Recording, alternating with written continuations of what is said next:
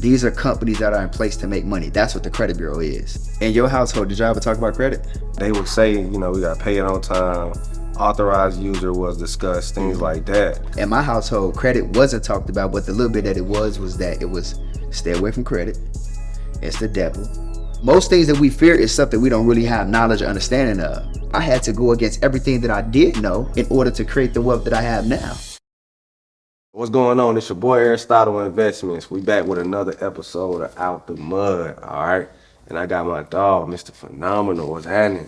My brother, how you? What's happening, man? All good, bro. So talk to me, man. Tell everybody, what do you do for a living? Yeah, so I'm the individual that help individuals and entrepreneurs start, growing, scale any business by way of leveraging their credit and understanding financial literacy, because they ain't teaching that in the schools. Okay. They ain't teaching that at all. So you help people leverage. So basically, it's a credit-based niche, and you teach people how to leverage it. Yep. Can you explain to me some strategies that you use to help people leverage their credit? Yeah. So one of the most important strategies is the foundation of understanding your credit, and then once you get past that, it's knowing how to improve and enhance your credit, so that way you can go to the back end and leverage your credit. So one thing that I was able to do was I created a software a few years back, and it's been working wonders for people. We talking about removing charge-offs, evictions, child support, student loans, bankruptcies, you name it, which puts a person back in the driver's seat to be able to have financial freedom. That single parent mom who got 2-3 kids now being able to become a homeowner when she didn't never have a chance at doing that because maybe some mistakes haunt her in the past. That father who was trying to buy his family that dream home, or whatever the case may be, giving people the opportunity to not live in their past mistakes, because we've all made some mistakes, especially with not understanding and knowing credit, because again, this is not taught in the house. It's not taught in grammar schools. It's not taught in high school. It's not taught in college, on how to manage and understand and how to leverage credit and utilizing debt in order to financially free yourself. So this is essentially what we're doing. So when I created that software, it leverages what's called Metro 2 compliance, and nobody has heard of it. Metro 2 has been out since the early 1900s, was reintroduced in 1997, and then introduced again in 2015. And everywhere I go, every room I go into, nobody has never heard of this compliance standard that the credit bureau put in place called Metro 2. And so I educated myself on it, and I was able to create a software, and that software now, through leveraging Metro 2 and artificial intelligence, is wiping people's credit profile clean, giving them a fresh new start.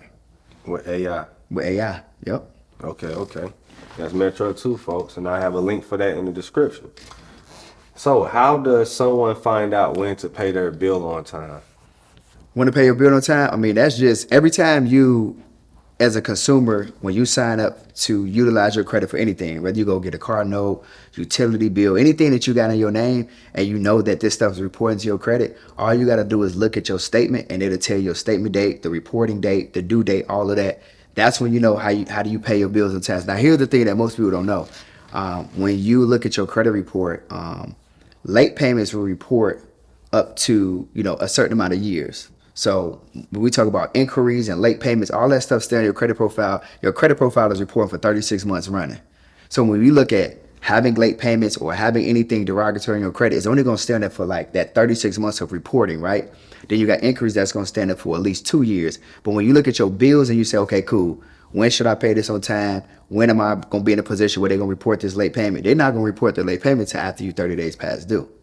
So when you look at your credit report and it's going to say like 30 to 60 days, 60 to 90 days, that's when you know how far you are past due. So as long as you handling your bills, handling your responsibilities within, that first 30 days, then you good. They ain't going to even report. But people be losing their mind. But again, this goes back to what I was talking to you about, of understanding how credit and like understanding how your credit report work, understanding the 5 key metrics that builds out a person's credit score.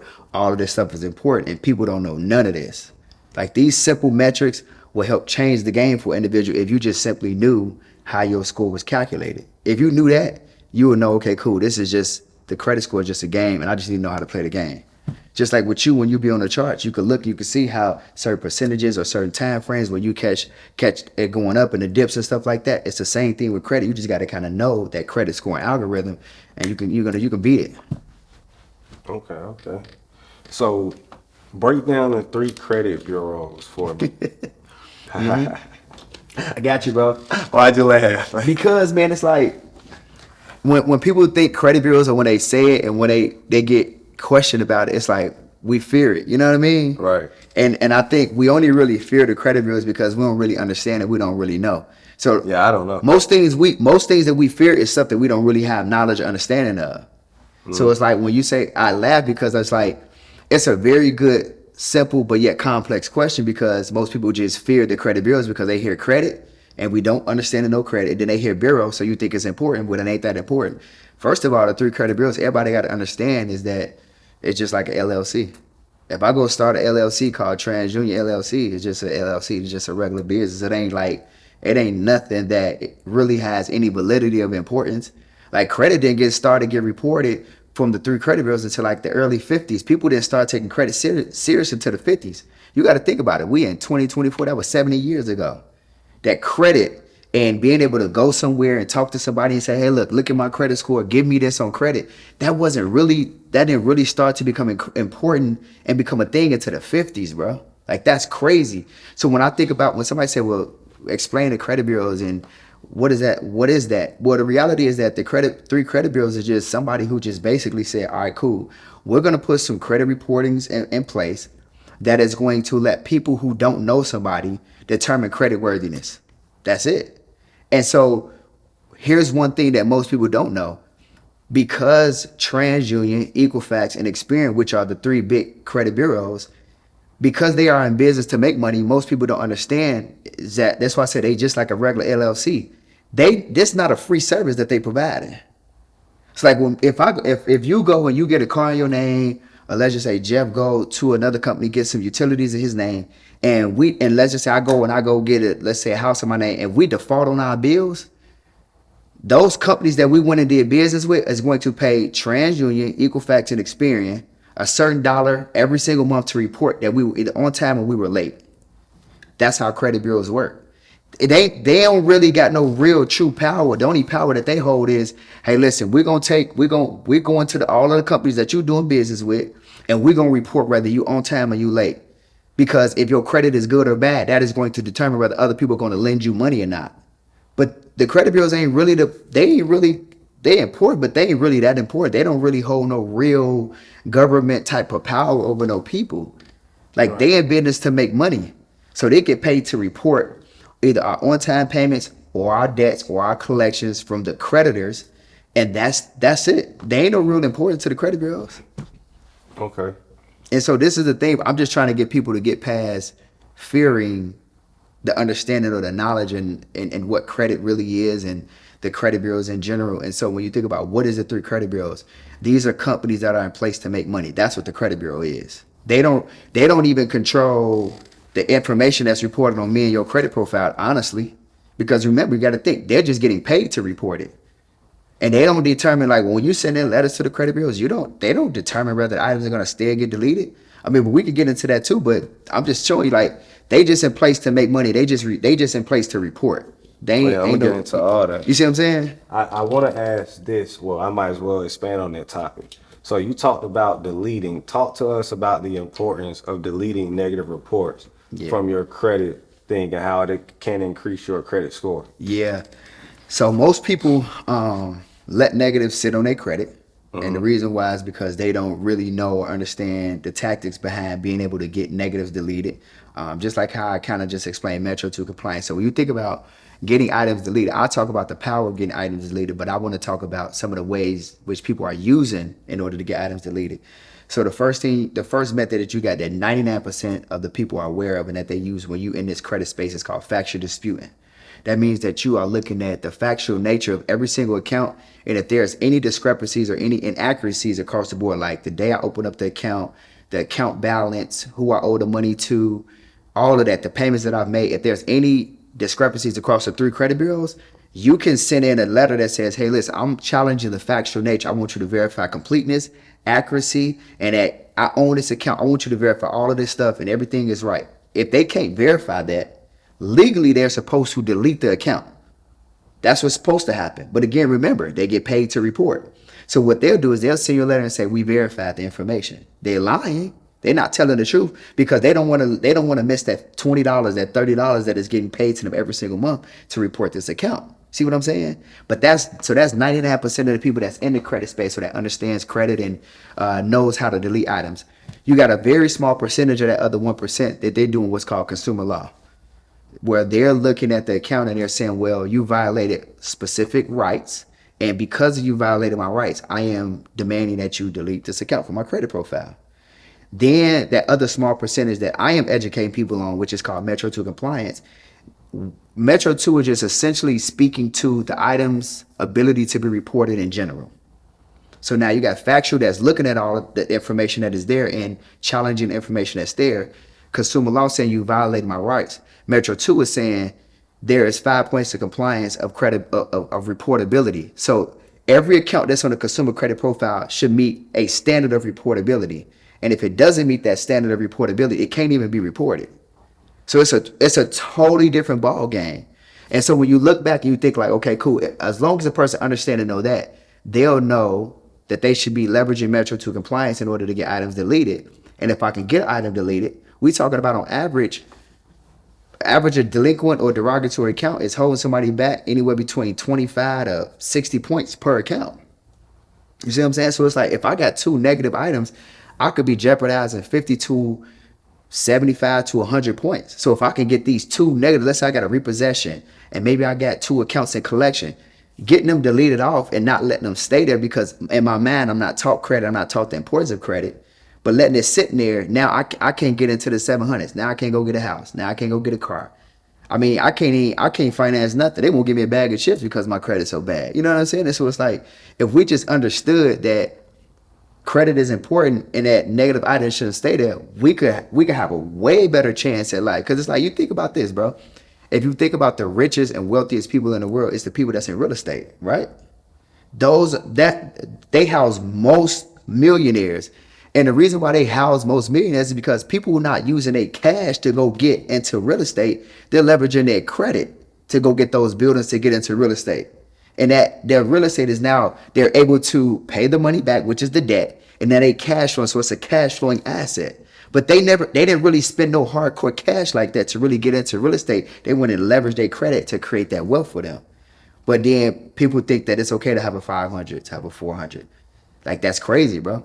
But that's the importance, and that's the power of getting those negative and derogatory accounts off your credit profile, because now you can play the game with everybody else. But again, we wasn't taught this, so we're going to stay behind the 8 ball, you know?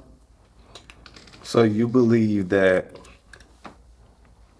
in the African American community, we're not taking credit seriously? At all. Why do you say that? Like, bro, you got to think about it. In your household, did y'all ever talk about credit? Yes, but not on a scale of building it up to a certain, like they would say, we got to pay it on time. Authorized user was discussed, things like that, but not on a scholarly level. But not no real education. No. It was just like minimal conversations. In my household, credit wasn't talked about, but the little bit that it was that it was stay away from credit. It's the devil. And if you use a credit, it's like stay away from credit cards, it's the devil. And if you're gonna use it for emergencies only. Like if you ever in a bad position, that's the only time you should use a credit card or do any of that thing. And it's like, well, that's crazy, because me growing up, I'm able to sit here today and I'm the successful entrepreneur I am today because in 2016 I left my job that was paying me $130,000 a year, and I left there with $40,000 in credit. And for the first 6 to 7 months of my entrepreneurial journey, I just used my credit to buy food, pay my mortgage, pay my car notes. You see what I'm saying? Like put food on the table, and I was paying child support with credit cards. You see what I'm saying? And but you got to think, I didn't know nothing about credit. My mama didn't teach me about credit. Like she didn't sit me down and we didn't have no discussion. We didn't have no conversation. And a little bit that we did, I had to go against everything that I did know in order to create the wealth that I have now. So it was like, is credit is important? Absolutely. Are we as a people, as African Americans, behind the 8 ball and struggling with credit and trying to figure it out? Absolutely. Because if we weren't, then we would be in a much better financial situation. You got to think about, like, when our African American babies are getting out of high school, most of the time none none of them have good credit at all. They don't have no good credit. And then because the parents of those babies don't understand and don't know credit, don't have good credit either, they can't help the babies leverage their good credit. I think we're behind on every category you can, like, I would say credit.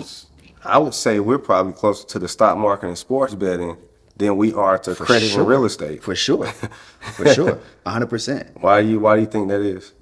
Because Easier learning curve or something? credit ain't sexy. Stock sounds sexy. Real estate sounds sexy. Real estate sound easy to get into.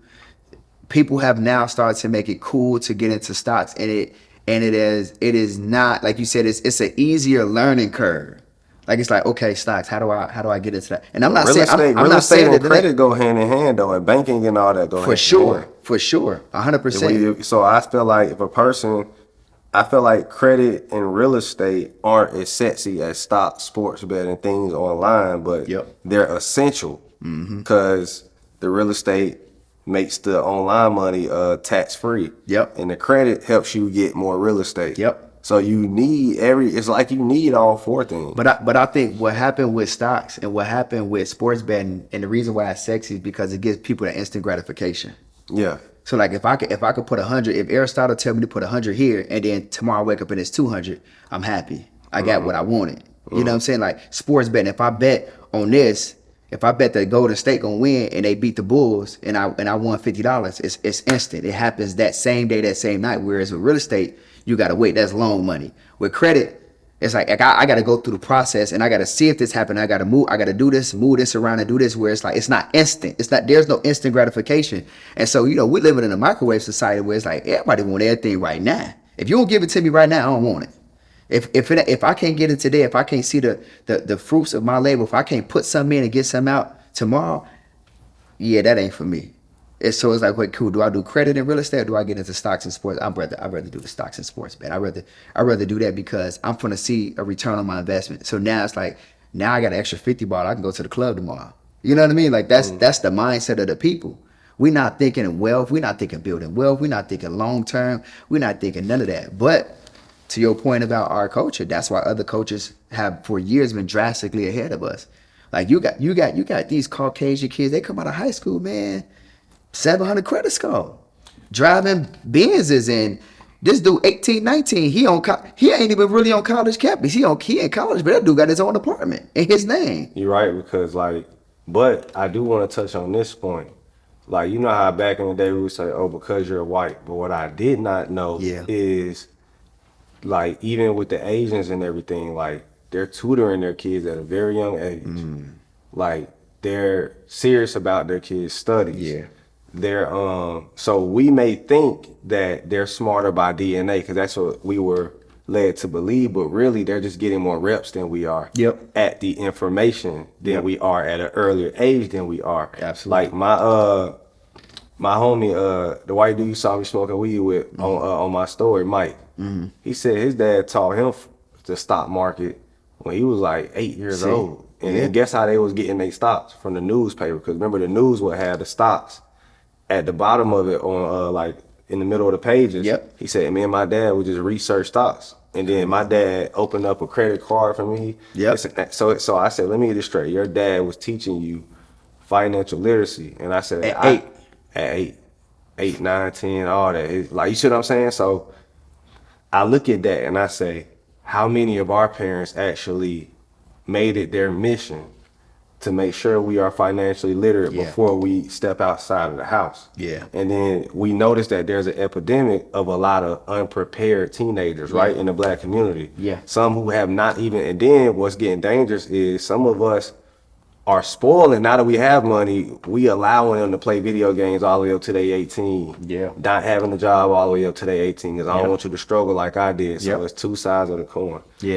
I'll let you touch on that and I'll answer a question if you want to. No, it's like I'm on the same type of wave as other cultures now with my children. I spend time with them talking about the difference between debit cards and credit cards.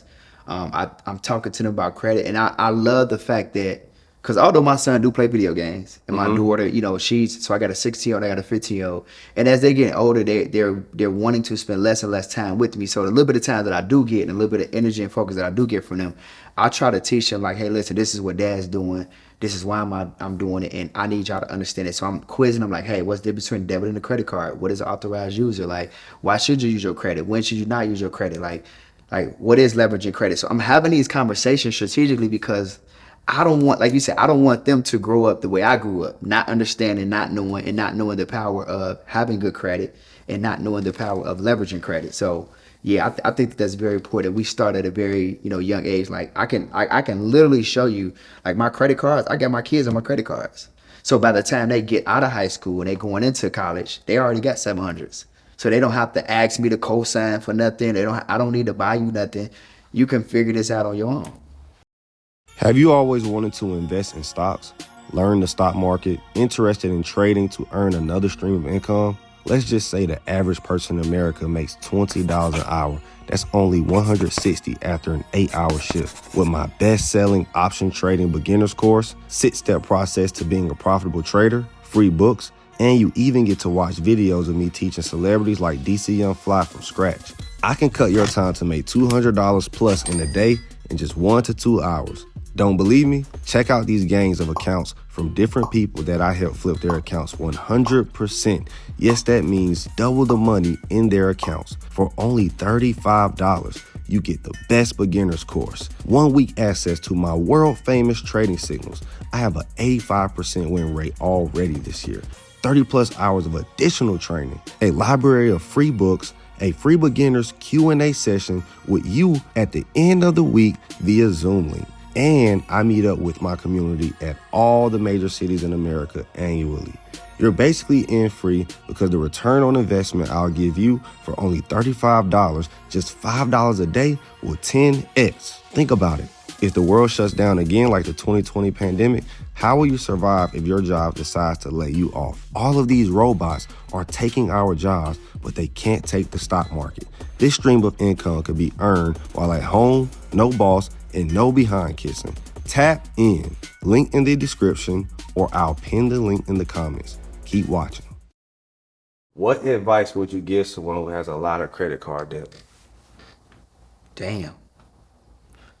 I think the very first thing that they got to understand is that you can hide your utilization, and there are a couple plays that you can do in order to put yourself into a position where you don't have to necessarily pay the debt off to make your credit profile look like the debt has been paid off in order to shoot your score back up. So one of them that you can do is you can consolidate all your credit card debt, do a loan consolidation. There are companies like National Debt Relief. You can go to Wells Fargo. You can hide your utilization. They'll roll all your credit cards into that one lump sum, one monthly payment. The next play that you can do is you can go to trade. You can add a trade line. So you go to TradeLineSupply.com and you got a trade line. And so let's just say you owe $10,000 in debt. You got $100,000 in trade lines to your credit profile. And now that $100,000 will now take your utilization from maybe that was 100% used down to 10%, and your score will go right back up. And so now by doing that with the trade lines, you got what's called statute of limitations. That trade line is still in your credit profile for 7 years. So now when you go to the bank and you looking to get money and having the bank lend you money, you're in a position where they're going to want to give you money because your utilization is down, your score is back up, and now you're somebody that they want to lend to. Perfect. They don't like that one. All right, next question. How can someone immediately get started into building their credit? What are the steps, if you had to say some 3 steps, or at least? 3 steps to building credit. I would definitely say look at your credit profile and understand where you need to build at, because I think that credit profiles everybody's credit profile is different, just like your DNA. So you need to look at your credit profile and look where you need to build at. But no matter where you at, I think that the ground floor is making sure that you got enough primary accounts. Most people they think that they got bad credit because they may have derogatories, but I've seen a lot of credit profiles where your score is low and your credit is not healthy because you just got a thin credit profile. So they need to add primary accounts. Like if you paying rent, you don't got a mortgage, you can add rent reporters to your credit profile. You can add kickoff. You can add self. You can go to Credit Strong. You can add these primary accounts that now you're the primary owner of in order to build up your credit profile. in order to just go through that building process. Just like I just talked about with trade lines, add trade lines to your credit profile. That's going to build your credit up too. You got to think, if you add a Chase line of credit, 20 years of history with a $30,000 limit, that's making your credit profile look real good. So it's just all the concept of building, having primary versus a mixture of, authorized user accounts. And then when you're talking about having primaries, you need to have a healthy mix of a revolving and installment accounts. Revolving accounts is accounts that you owe somebody money, but then the monthly amount that you pay back is different. Installment accounts is you owe somebody money, but the amount that you pay back is the same every single month. So we talk about like credit cards versus mortgages and auto loans and things of that nature. So you want to have a healthy mix of all of those in order to go through the process to just rebuild and build up credit. Okay. I'm learning. All right. So explain the reward point system with the credit cards and why it allows people to travel for free. Oh, that's real good. So not every credit card gives you cash back and reward points. Everybody has to know that. Normally when I tell any of my mentees or anybody that's following me about credit cards, I always tell them, get a credit card that's going to give you cash back and reward points. And what that simply means is that there are credit cards that are going to give you rewards and points if you're spending money with them, or they're going to give you cash back in the form of cash if you're spending money with them. So it don't matter which one you get, your points could get converted to cash, your cash can convert into, free hotels, airlines, and things of that nature. And it's beautiful because, and this is what's crazy to me. Like you would just ask me about what's the importance of like having good credit and having credit, understanding and building your credit profile. The thing about it is like, if you have bad credit, it's almost essentially like you taking money out your pocket every day. Or even like, people be mad at me at saying this. It's almost like if you're using a debit card every day, it's like taking cash out your pocket too. Because I don't carry debit cards. Like I use all my credit cards because every time I spend money on my credit card, they're paying me money to spend money with them. You see what I'm saying? So like if I know that every single month I'm gonna spend $100,000 in my business, they're gonna give me 3% cash back. That's $3,000 that I get for free. So if I'm gonna spend $100,000 anyway, just to run my business, I'm gonna spend 1.2. That means that they're gonna give me back $36,000 for the year. Now that's just in cash. Now if I convert that cash into, let's just say, gift cards, or let's just say airline points or hotel points, now I get into the point where I'm 2 and 3x in my points. So now that 36,000, if I say I'm gonna do it all in airlines, I could potentially 3x. So now that 36,000 now is 100,000. So now I could spend $100,000 in flights and hotels and go anywhere I want to. People be seeing me online taking all these trips. Like I just went to the Maldives with my wife. We celebrated our anniversary in Cabo. I'm doing all of this stuff for free. And it's all off of me leveraging my cash back and reward points. But when you see it, you say, oh, dang, bro, getting money. I am getting money. But the reality is that I'm also doing a lot of this stuff for free because I understand how to leverage, my credit. Well, it's like I got good credit. I'm going to go to Discover, which is who I consider my business partner. I'm going to go to Chase, another business partner. I'm going to say, hey, okay, cool. Give me this cash back and reward points card. I'm going to swipe that thing to death. I'm going to get cash backs. And when it's time for me to go on a family vacation or take my wife somewhere nice, I'm going to use my reward points. I'm not paying for that. Like, so it's critical, and it's very important to know, like, there are credit cards that will pay you for spending money. Now they just start trying to release debit cards that's trying to give people cash back and reward points. But for the longest, there has never been a debit card. Like there's nobody in this room right now that got a debit card in their pocket where your debit card gonna pay you money for spending money. So I used to do that back in the day, and I got 1 million reward points on one of my cards, but I don't know how much. Yep. What does 1 million reward points get me? So normally it's like 1%. So 1 million would be like $10,000. So it'd be like, you're like 10,000. $10,000 cash that you could spend if you just wanted to. Let's just say if you just did it all in gift cards, you got 10,000. See what I'm saying? Or again, remember, if you took those points and you transferred it to, let's just say, Delta or Emirates, they'll say, okay, cool. For that $10,000, we'll give you 30,000. We'll give you $30,000 in flight credits to go wherever you want to go, because they want your cash. Because they know that the price for the seats is inflated anyway. They ain't really tripping. They're like, that's that 30,000 really like 5,000. So if we can get his $10,000, he's happy because we just tripled his cash. But then we're happy because we got 10,000 for something that was worth 5,000. So they doubled their money while you tripled your money. Everybody happy. You You see what I'm saying? So, but the thing is, most people, they will get cash back and reward points, and they'll just take the cash. And ain't nothing wrong with it, but you got to understand that you may have cash back and reward points, but if you're not paying your credit cards on time and you get hit with interest, then technically the credit card company just got their money back. You see what I'm saying? Like you gotta really pay attention to a lot of this stuff, because you like, all right, I'm getting cash back and reward points. But if you're not paying your credit card bill on time and you're trying to pay the minimum balance and it's 20%, that just ate your little 2% cash back and reward points up. You see what I'm saying? So it's like the credit card companies, they are in business to make money. And unless you really understand that and you're gonna pay your credit card bill on time, then the cash back and reward points, it ain't gonna matter anyway. All right, I'm gonna keep rolling the questions for credit. Come on. It's like you just got them. I like that. So that means, hey, if somebody he ain't looked up one thing on his phone yet. No. It's coming off the brain. So that's what I like. What is the quickest hack to increasing your credit score, in your opinion? I just Or hacks. I just recently spoke on this. I think the biggest issue that most people have is that the two biggest issues that most people have is most people have missed payments. So that means that you need to improve your credit score in order to get those. Like you got to get them late payments off. And the best way to do that is what I was just talking about earlier, which is Metro 2 compliance. But the biggest hack that I think that most people are just truly not aware of is becoming an authorized user on somebody else's card. Like that changes the game, because you got to think somebody can have a 500 credit score and they can they can go to a website like Tradeline Genie, Tradeline Supply, and they can add a trade line.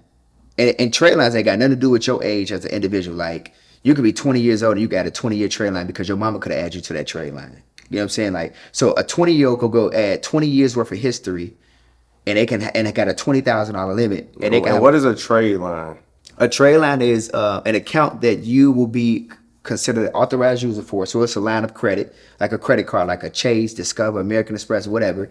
Those credit card companies, you can have somebody that you know, or you can go to a third-party website like a Tradeline Genie or a Tradeline Supply, and you can say, okay, I want to buy a slot on somebody's credit card, and you're going to add me as an authorized user. Now, you're not going to get the card at all to have access to the money, but what's going to happen is that card is going to now report to your credit profile.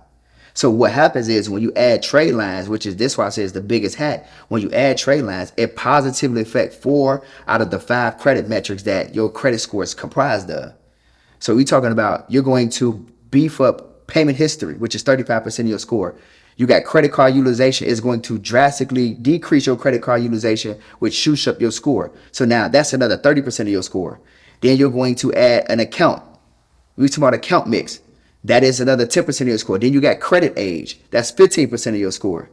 You are a positive. The only one that is not affected is an inquiry, because you're not applying for a line of credit. You're just getting added as somebody's authorized user. But those 4 metrics are going to positively get affected immediately once that credit card hits your account. Like immediately. And I'll tell people this. Be careful having your auntie, your uncle, or your cousin, or somebody in your family or friend add you to their line of credit as an authorized user, because with trade lines, being authorized users, you get the good, the bad, and the ugly. So like the example, if I was to have Aristotle add me to his line of credit, the problem with that is that we finna go through, we go through different seasons. So let's say Aristotle fall on bad times. Now he runs up his credit card. Now it was good for me at first, but then now if Aristotle ran up his credit card and he got 90% debt utilization, now I got that same 90% debt utilization from that card on my credit. So now my credit score gonna go down too until you pay the balance off. See what I'm saying? But this is why I tell people all the time, don't have your family and friends add you. Go to a reputable website like Tradeline Supply and add one of them, because those are companies that are selling people slots who don't use their credit cards like that. So you're not going to have to worry about nobody messing up your credit. You're not having to deal with anything crazy. You're going to just get added as an authorized user, and they're going to build your credit up. That's the biggest wealth hack. This is why, again, remember what I was talking about earlier, other race, they children come out of high school with good credits because mom and dad are adding them to their credit cards as authorized users. So when the lenders and banks look at the credit profile, they just say, "Oh snap, you had a Discover card for 30 years with a $20,000 limit. Like, I want to give you Discover now. I want to get them a credit card too.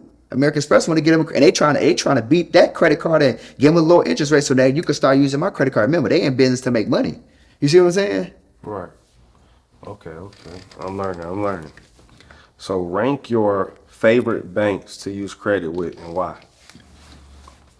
Your top three. You know what's crazy? It's not technically. I mean, I could give you a top three, but for me, it's more so kind of like the type of bank. And what I mean by that is, I would prefer to bank with credit unions over big banks. And the reason why is because credit unions are more for the people. And what I mean by that is like credit unions, they are member ran. So essentially, if I go to a credit union and I apply for a line of credit, I am more likely to get approved for a line of credit rather than going to Chase or Bank of America because they'll probably decline me. We talking about same credit score, same credit profile, same situation, but I could get a quicker approval with a credit union with a higher limit and a lower interest rate rather than going to Chase and they might decline me. Same person, same situation, but again, the difference is credit unions are ran by all the members of the credit unions. Whereas Chase is ran by shareholders and stockholders who just looking to make some money. You see what I'm saying? And 9 times out of 10, they want prime customers. So they want people who already got really good credit, ain't got no bad credit history, and that they can make money off of. Whereas with the credit union, you could go in there with a 600, 580 and still get approved for a line of credit, $20,000, credit card. So if I had to pick, I would pick a credit union like Nassau Federal Credit Union, Dover Federal Credit Union, Digital Federal Credit Union, man, you name it, like Penn Fed. Like I tell my people to go there all of the time because those are the credit unions that are giving it, they are approving you and they're giving out the bag. And here's the beautiful thing about them. When you go to these particular credit unions, they only pull one credit bureau.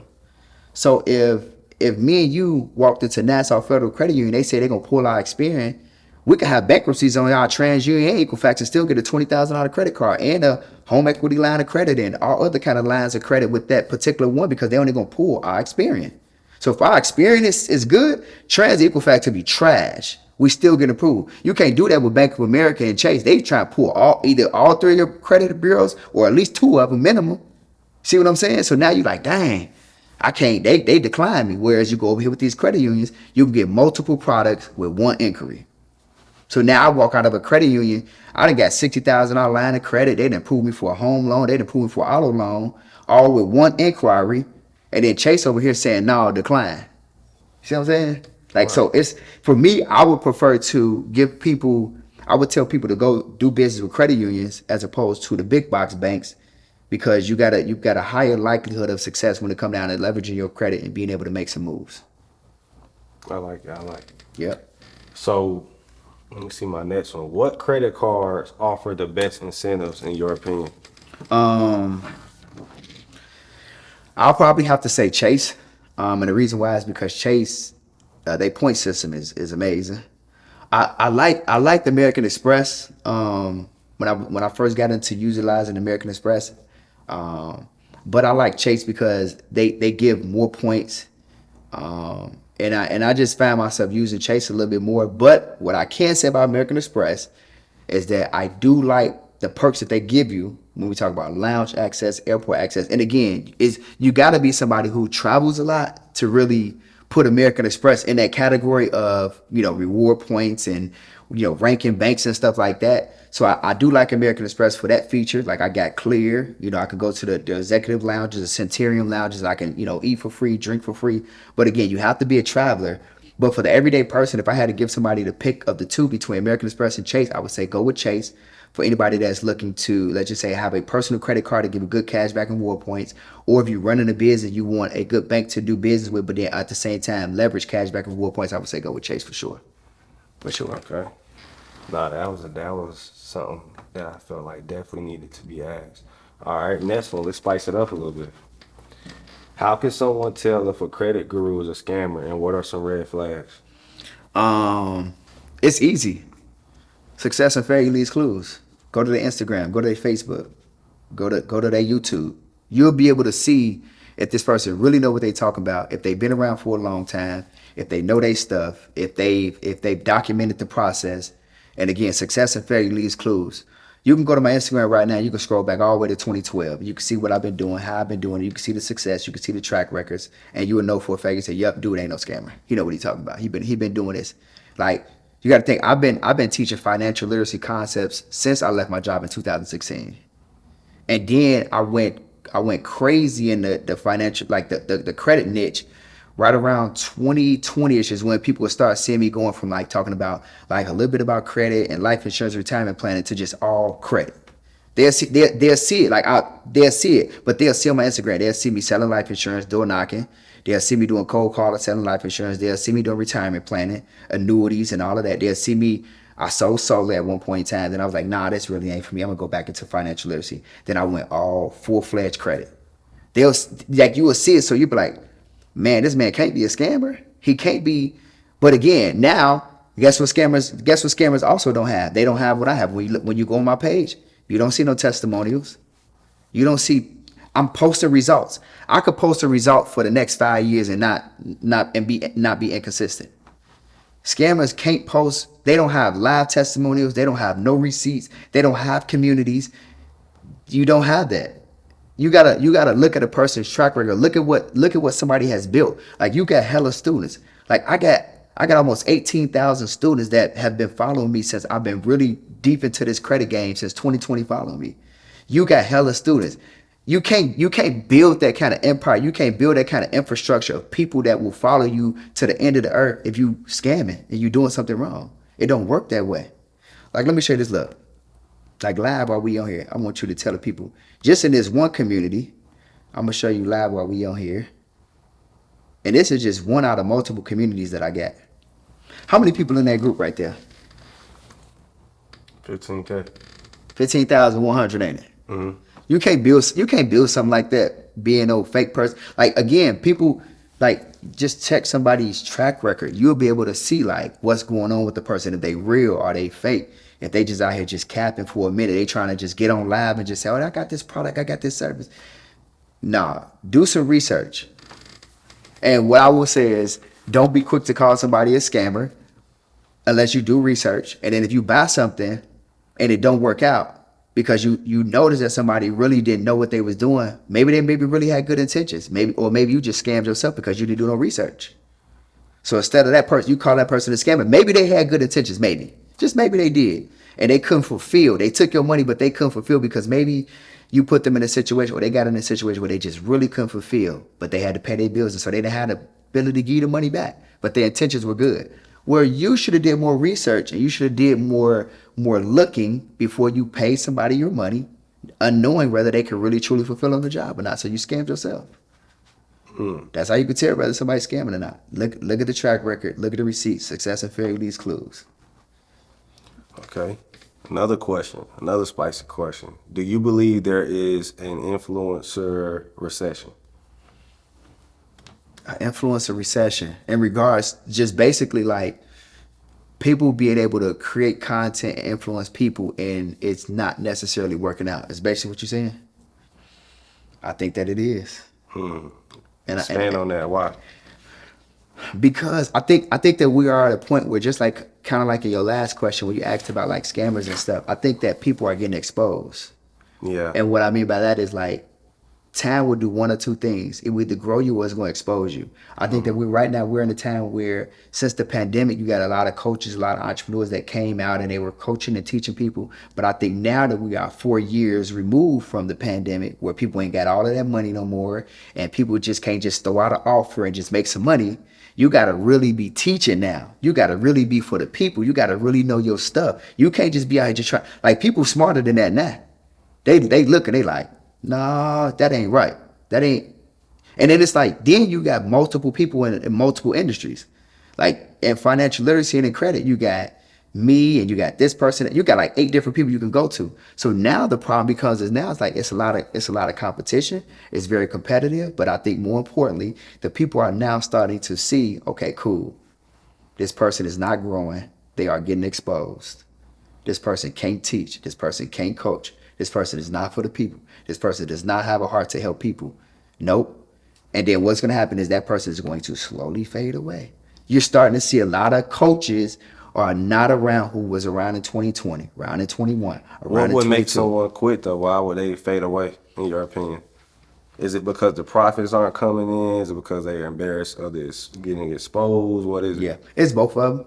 the money, they not making the money that they probably claim to say that they making. And then also too, they probably got a lot of chargebacks, and people probably started complaining, and they were just like, nah, let me get out while I can get out. Like it's like they realized that it wasn't good, and then what you'll see when that kind of happens is you'll start to see like, so this is how you can know when there's an influencer recession or things are not going certain people's way. You will see them start doing a lot of stuff. Like they may have been doing, let's just say, credit. and then now all of a sudden they like, all right, I'm in Airbnb. And then they went for Airbnb, so now they teaching Turo. Like it's like, bro, like like focus on one thing. They're trying to see what's gonna work again. They try to catch a quick buck. It's like, bro, I've been in this.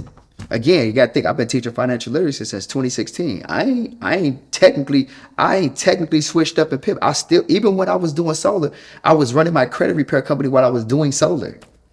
Because I needed people to go solar. They need to have a 650 credit score to go solar. So I was doing credit repair while I was running I ain't never left the industry. You know what's crazy though? My mom told me something 7 years ago that I feel like a lot of Airbnb gurus made the mistake of. My mom said, never build a name off somebody else's business.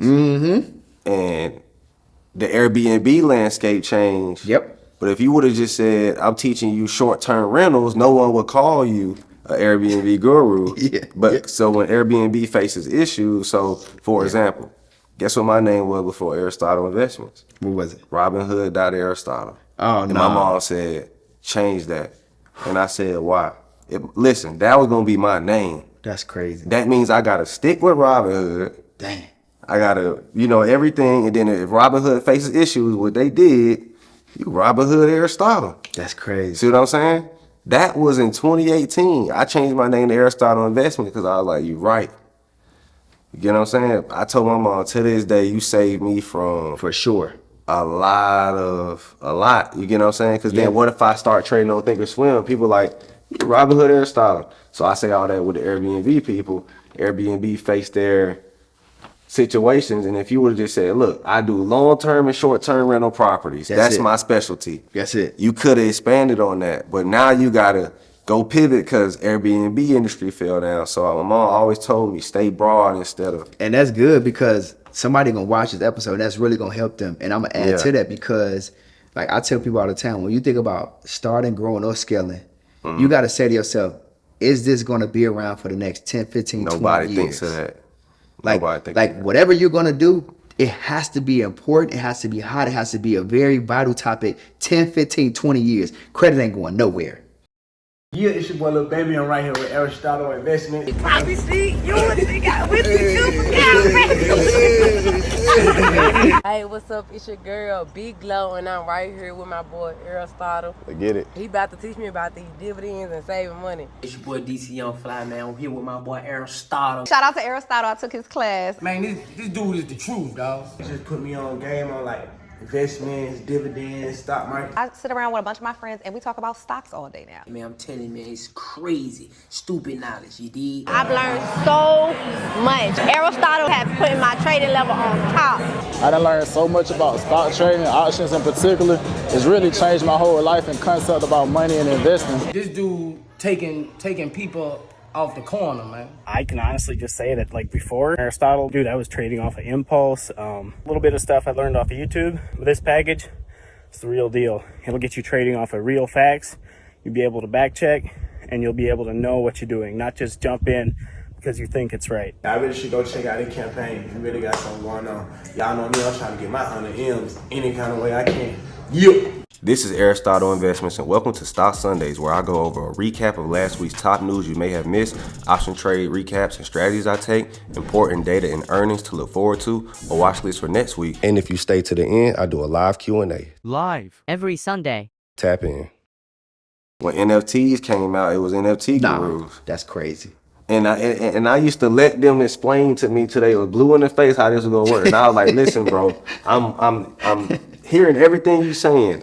I'm not paying $300K for a picture that somebody can screenshot. That's but crazy. You own the screenshot. And I said, but he still got it in his bio.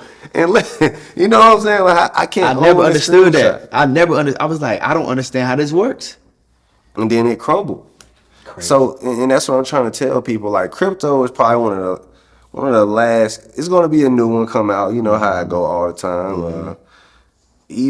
But I say all that to say the reason I asked that, because of course we're in the space, but we're still surviving. Yeah. And then when you go and look at people who are still No, bro, we ain't surviving. We thriving. thriving in 2024. Yeah, we ain't surviving. Did you make more money than you made last year, this year? Actually, you know what? I didn't. I don't think I'm gonna finish with more money. And the reason being is because I had a lot of transitional things that happened within my company. So I started focusing on more long-term longevity. And like last year we made a really good amount. Like we did 8 figures last year, but we did that and a lot of the revenue wasn't long-term revenue. It was more like, educating people through courses, and it was, short-term like mentorship programs where I'm focusing on like my SaaS. I'm focusing on like putting together my software, making sure that it's robust, and putting together a CRM system. Like I'm really using my brain to really think and grow rich now at this point. Like, but I like, cause last year I was working. I had to do a lot of work. So this year I probably make 3/4 of what I made last year. But the reality is that I'm still going to do good, but I'm doing way less work this year. You see what I'm saying? So it's like for me, I would rather take less money and way less work than more money and double the work. You see what I'm saying? Like I don't want that at all, But it's like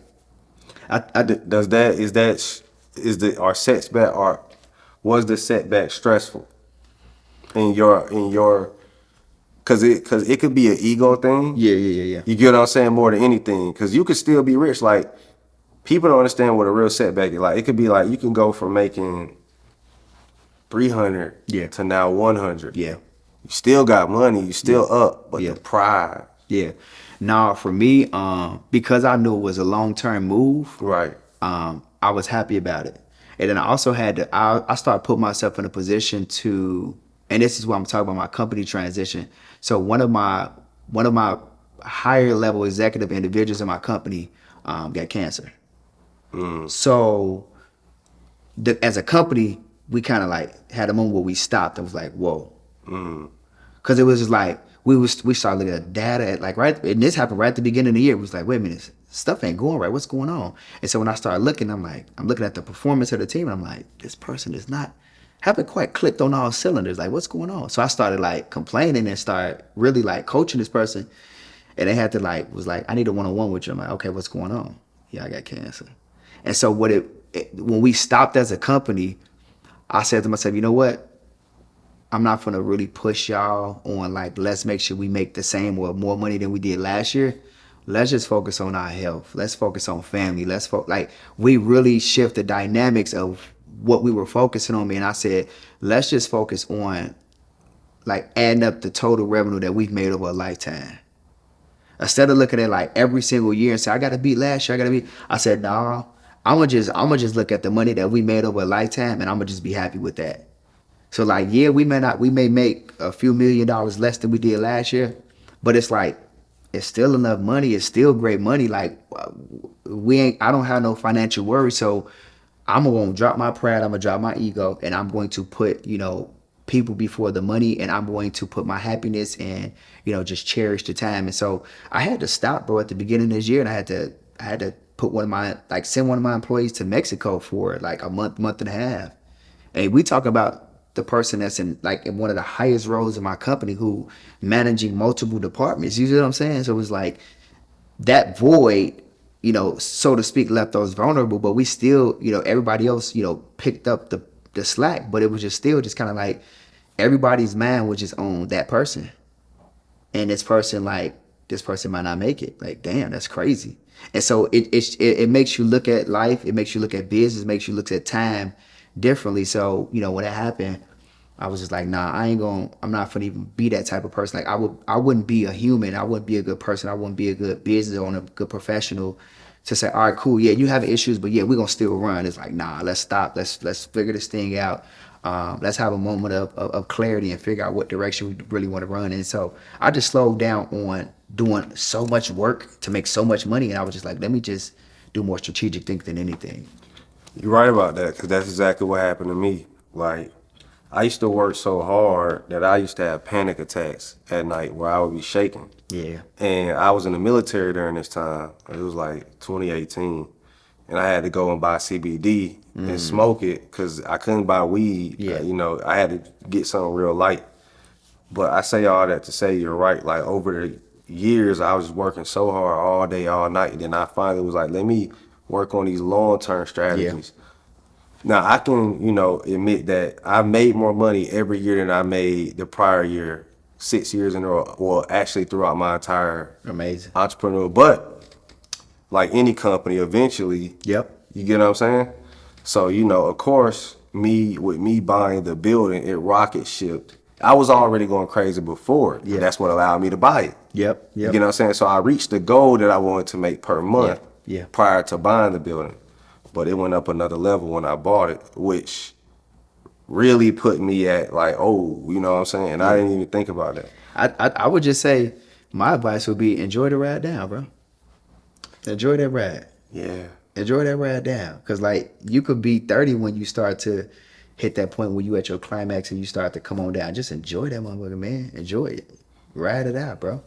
That's why, but people ask me, why aren't you going crazy? Like, bro, why don't I see you with 2 Rolls Royces? I know what type of money you make per month. Yeah. You get what I'm saying? Yeah. Like, why don't I see you with this, and that? I said, because I saw what happened Yeah. to dudes who went up here and did all that. Yeah. You get what I'm saying? All they left with was things. Yeah. You see, I did the opposite. At the top, I go buy assets. Absolutely. I bought more stock. I bought more real estate. Yep. I'm learning credit with you. I'm tapping in with you like, hey, bro, I told you, like, I got like a 710 credit score, and I should have an 800. I just don't know what I'm doing with it. You know what I'm saying? Like, He said he got a 17. It don't go that low. no, a 17. Oh, 17. I thought you said 17. I said, no. 17 man. credit I said, score. no, 17 710. that's not bad. But it could definitely be better. Like if you understood it, bro, you could do a quick couple plays and be like, oh dang, that's all I needed to do. You know I what mean? don't know what to do. And that's why, like, even with me, I was like, I'm going to get my credit up through him and use it as a testimonial, because that's what I'm trying to do in the first place, man. Yeah. But any other credit points that you would like to talk to the community about as far as, like, learning and everything? Yeah, I just think that the foundation is important for everybody to know. And when you look at your credit score, you got to know that the credit score go from 300 to 850. And that means that in between it, there's 550 possible points that a person can 300 get. is the lowest you can get. 300 is the lowest. No matter what. No matter what. That's the bottom of the barrel. 850 is the highest on the personal side. Now, on the business credit side, it's different. It's 0 and it's 100. But if we just talking about personal credit, that means that the difference between 300 and 850 is 550 points. That means that those are the amount of points that a person can actually get when we talk about how do I gain points in my credit profile. So when you break that down, it breaks down in percentages. Kind of like when you went to school and you got an A and there was that, let's just say if it was on I saw exam, that chart, that little circle chart that tell you 15%, 23%. That's it. So that's how. So people just need to study that. So give example. If you took payment history, which is 35%, and you times it by 550, that's 192.5 points. See what I'm saying? So now when somebody who's watching this say, dang, I did just have a missed payment, then they know why their score dropped 100 points. Because that's the heaviest weighted category, and it's responsible for 192.5 points. You see what I'm saying? Same thing when you look at credit card utilization, that's 30%. 30% times 550 is like 165 points. So if a person does not have a credit card on their credit profile, or they never use one and they never had one, they jeopardize in 165 points. See what I'm saying? Right. So like think about for you, if you may have credit cards, but let's just say you're not using them, then that will be the reason why you can't get past a 710. The minute that you start either applying or you start using your credit cards and that shows the activity, your score goes up because now you're utilizing and you turned on that actual category. So it's a lot of people that may watch this and they say, well, I don't know why I can't get my credit score past a 650, 660. 9 out of 10, you probably don't have a credit card that you're using. And if you have one, you're probably not using it, so it's dormant, or they may have isolated the account or closed the account down, so it's still reporting, but it's closed and you can't use it. So you got 165 points that you're not able to actually use. So like, I just want people to just study that chart and understand how many points do you have at risk. Simple stuff like credit age, that's 15%. So we talking about almost another 100-some points, where it's like, if we just know this simple stuff, this is why our score is the way that it is. Anybody that's watching this, if you want to get into 800 credit score club, the number one opportunity is credit age. That means that we can't go back and get time. And most of us ain't using credit until it's time to, we done had some kids, it's time to get a house and get a car and to get back and forth to a job. So we ain't 25, 26, 30 years old.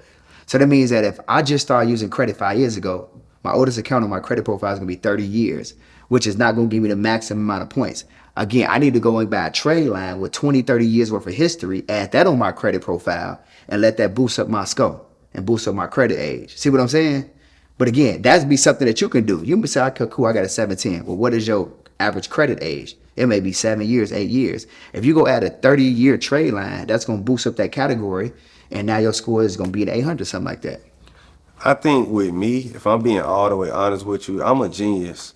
It's just I'm not a genius at credit. Yep. And if I had to also be all the way honest, because you'll probably feel the same way about stocks. For sure. You know for a fact you have the ability to learn this. You just probably have never taken the initiative to learn it. 100%. And that's what it is with me with credit. I just won't get my genius lazy ass up and go learn this shit, knowing that I could. Yeah, for sure. But that's why I'm gonna watch these episodes over and see all those things. Like, you know, it's really about the strategy. What I learned is there's a strategy to everything. Yeah. There's actually a strategy to the stock market that works. And to the point where I know that I'm gonna be rich off this for the rest of my life. Crazy. I know I can make 7 figures. So even if you, like, let's just say somebody be like, man, you know, you could take Instagram, Facebook, YouTube away from me. You good. I can still make over 7 figures off the stock market every year. Every year, whether they go up or down. And that's why I can't complain. And I'm the same way. If you take, like, I remember I had issues with my Instagram, my Facebook pages, and all that stuff. And I ain't really big on YouTube, but I was still making bread. I was still making 5, 10K a day. Somebody tried to swipe you on all of them. You know what I'm saying? Yeah. And it's like I ain't tripping. Like I get off Instagram right now, and it's still cracking. The bread's still flowing. Most people can't do that, and that's why I was telling you, like, at the beginning of the year, I just really was like, nah, let me just focus on the sustainable side of my business, because what most people really don't realize is that I really running 2 different businesses at one time. Like, you got to think. I got my credit and my financial literacies in my coaching side of the business, boom. But then I also got my software side of the business as well.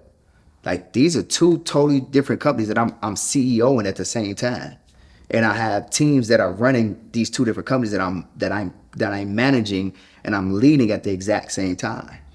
And what people don't realize is, like, the time that it takes for you to do this, when you do show up places, you know, your time is very important. Like, it's like what people don't realize, when we not doing our business, it's family or close friends. Yep. It's nothing personal. It's just, we ain't got nothing. But I do want, since we speaking of family, I always ask people this: how do you deal with family entitlement or family and friend entitlement? To be honest with you, I don't. Because like you just said, I don't have time. Like, so you just ignore it. It is what it is. Like, if I really care about you, I'm going to deal with you, and I'm going to love on you, and I'm going to figure out a way to make the both of us happy, because you're important to me. But people who I just, like I got some cousins and stuff like that, they expect certain things, or they say certain stuff on social media. They go on Facebook and they go on rants, and I just be like, all right, I guess. I mean, I can't. It's like I don't have the bandwidth or the capacity to put my energy into that. So that has happened to you? Oh, for sure, all the time. Entitlement rants. Yeah. Like, you gotta think, bro. Majority of my family got bad credit. So I know that. Let me. I already know what it's gonna say. This nigga on here teaching credit, but he can't even help me get my motherfucking credit up. You know that? You know what I'm saying? It's like, bro, you gotta want to do this stuff, bro. Like, I got all kind of free stuff on YouTube. I'll be teaching all kind of free credit classes. Not what they want. Now, you know what they want. They want the family treatment. They want you to sit like this, then possibly move them next door to you. That's crazy. Bring them, knock on the door and say, get your credit right. Let me stop my whole business. Let me focus on you. All eyes on you for 2 months until you get it right. It's unrealistic. Instead of them going and reading the book and saying, hey, bro, I learned some shit. I'm coming to your business with this much. I could probably teach a class. I've been watching your YouTubes. Like if a family member came to you with that energy, it'd probably be different, wouldn't it? It would be. Yep. Like, And I even yeah. tested it. I had called one of my cousins who she got good credit, and she's married and she's doing good. She got a house and everything. And I called and I said, why don't you think our family reaches out to me? I said, I said, now you've never even really reached out to me. I said, but you're doing good, and I know you level headed, so I just want to hear from you. She said the same thing. She was like, well, it's probably because like you need to probably set a family meeting up, and you need to maybe fly in and sit down with us. And I'm like, dang, I got to do all of that. But that's how she thought too. She was just like, that just may be what they may be looking forward to, or maybe need that. She's like, because I don't really. She's like, and I know what you do, but I don't even really know what you do. I haven't paid attention enough to know. She's like, don't you sell credit? And I'm like, I sell credit. So it's like, bro, I'm like, first of all, you can't even buy credit. You can't buy credit per se. I'm like, Yeah. but y'all not even really paying attention. Right. I don't sell nothing. And you said I sell credit. But again, you got to think they not really paying attention. They're not really that interested, and they really don't want to help themselves. So why would I waste my energy or waste my time getting into that? That's crazy.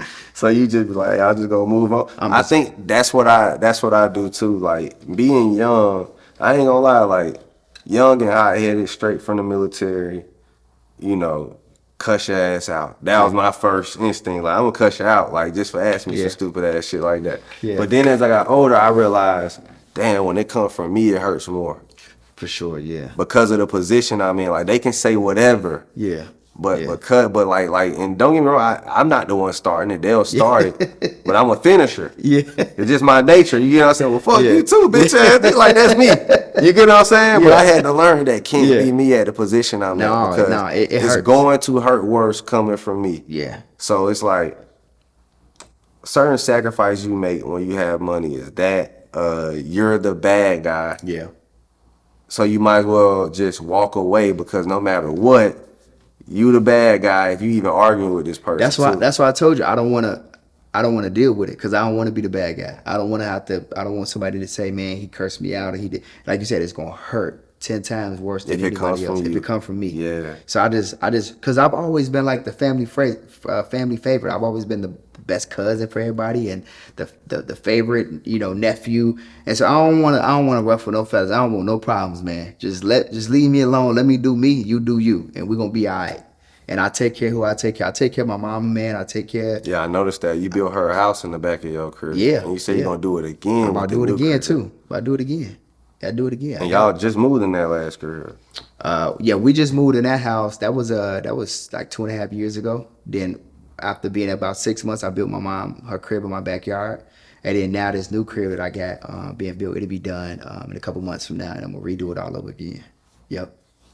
Just so you can kind of be closer to the networks and get around more. Mom is getting older, and so just want to keep her close, make sure she don't have no worries, and make sure I ain't worried about her and we ain't worried about her. So Well, I wanted to expand on that, like why the move change if you already had a spot 2.5 years ago.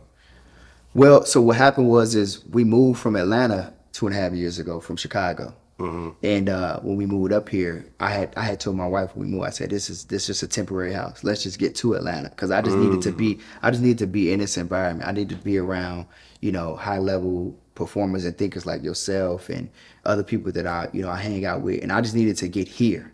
Mm-hmm. I didn't want to be in Chicago no more. I just feel like it was dead. It wasn't no activity. It wasn't nothing business orientated. There's nothing. I had outgrew Chicago. And so I was like, I just need to get here. So when we moved here, I said, this is a temporary house. Let's just get here. And the house is beautiful. Don't get me wrong. It's a nice house. But, being here has allowed, my business to flourish, to say the least. And so when I had moved from Chicago, at that time, I was doing like maybe $500K a year, about to touch an M. But it was like when I got here, we went from 6 to 7 to 8 figures in a matter of these last few years. You know what I mean? And so it's like, to go to that level and be able to make that kind of money, now you're in a situation where it's like, all right, I told you that was a temporary house. Now let's go ahead and let's do it the way we want to do it. So now our new house is like 3 times the size. We're talking about going from 4,000 square feet to 12,000 square feet, and on 12 acres of land. And so it's like, you moving up.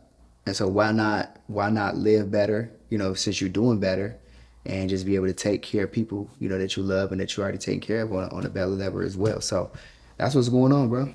Nah, I'm proud of that, man. It's crazy because but see, my situation was a little bit different. I first moved back to Atlanta from the military. I bought like a 600K house, sold it for 900K. Yep. But my reason for moving was, for one, the city of Atlanta gave me like 45K to take a portion of my land, but the portion of my land was gated. So they had to remove my gate. And I say, listen, I'm a big influencer. I was fighting with the city for like 5 months, 9 months, something like that. But the crazy thing was, my neighbor was like a city councilman, and he wanted some of the money because he volunteers up there.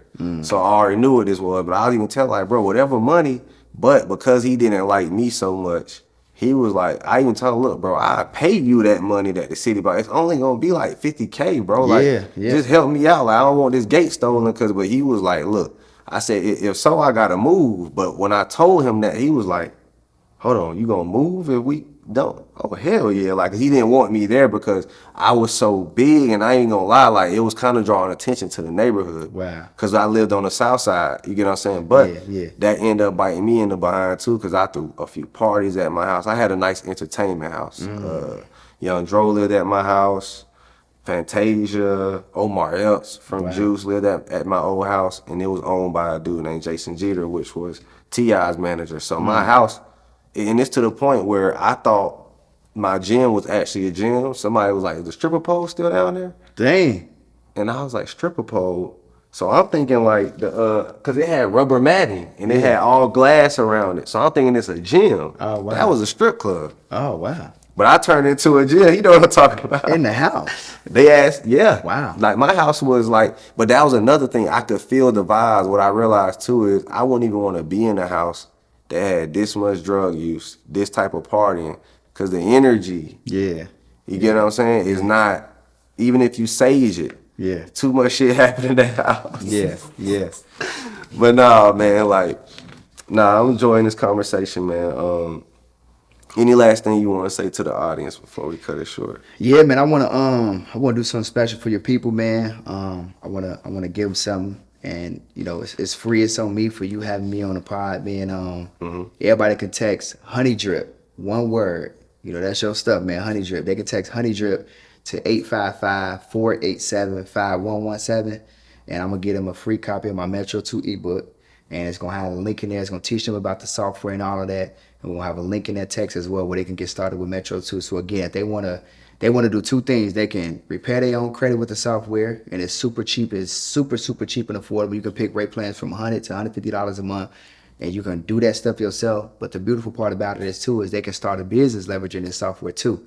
So I have a lot of students or people that follow me, they come and they repair their credit with the software, but then they end up, you know, saying, dang, this was easy. This was like artificial intelligence and AI. Like, this stuff literally analyzed my report, put together the letters for me, and I got results. So instead of them being in a situation to where it's like they only helping themselves, now they're in a situation where they can help some other people get some results as well. And I'm just double checking the number. So that's the right number. So all they got to do is to get that ebook for free. It's going to show them how to break down their personal credit profile, which is what we talked about today. So they can know how to structure their credit profile, so they can start leveraging their credit, go to the bank, get some money. It's going to teach them about Metro 2. And then in that text, it's going to have a link to the software as well.